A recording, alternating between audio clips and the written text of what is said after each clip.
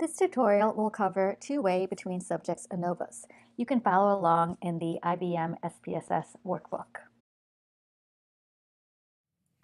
We'll use the same data provided in the workbook on page 242. You may want to enter that data for practice and then follow along as we go through this tutorial. Here we have three variables. We've got two independent groups. Magazine is coded as nature magazines and family magazines. And then we've got history, which is never been pregnant or has been pregnant.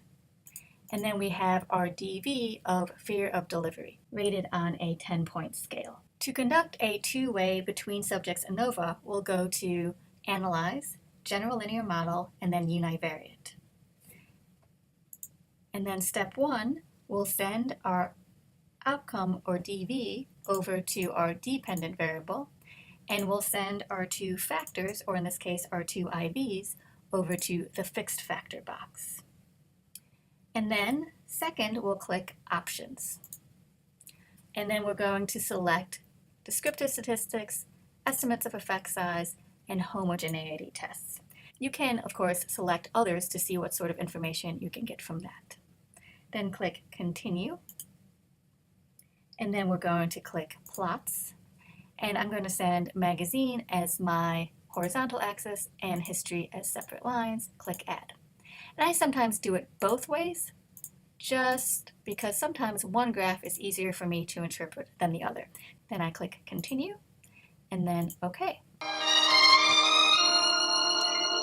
There's no two ways about it. The first table in our two-way output shows us how many participants were in each condition. The descriptive statistics table shows us the overall, or the grand mean, also shows us the means for each of our factors. These group means are those used to examine main effects. Finally, we can get the individual cell means that are used when we interpret a statistically significant interaction.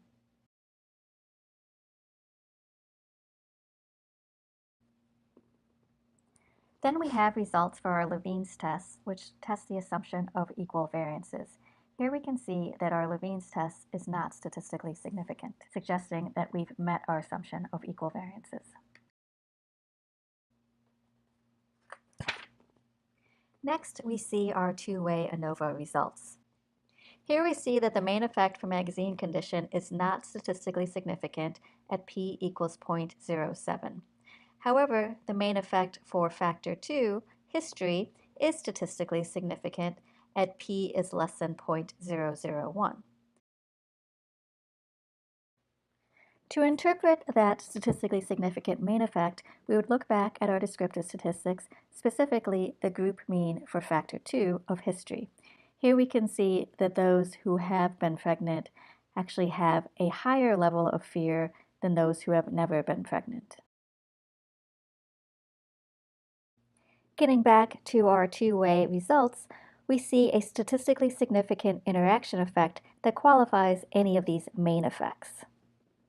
Here we see that the magazine by history interaction is statistically significant at less than 0.001.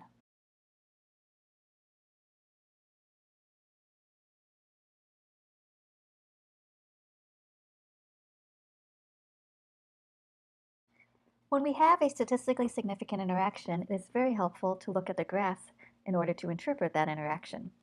In this graph, we can see that we have an opposite directions effect. This means that the lines are shown going in opposite directions. Here, the blue line represents those who have never been pregnant. These women who have never been pregnant reported lower fears about their upcoming delivery when they read family magazines versus nature magazines. The opposite occurred for women who had been pregnant in the past, represented by the green line. For these women, they reported much higher fears when exposed to family magazines compared to nature magazines. Here we see the data graphed the other way, with history on the x-axis and magazine condition graphed as separate lines. I personally found the other graph easier to interpret, which is why I started with that graph. It's worthwhile looking at both graphs because one might strike your fancy more than the next. Now, Some people, when they find statistically significant two-way interactions, run post hoc analyses. We're not going to cover post hocs, but do know that that is an option when you find a statistically significant two-way. Two-way interactions are quite complicated, and so it takes a lot of practice in order to interpret statistically significant interactions. I would definitely take some time to practice interpretations, and there are plenty of opportunities in the workbook, and I'm sure your professor would give you additional ones should you ask. There's no two ways about it. Oh, you simply can't doubt it. If it's love, it's a thing you can't borrow.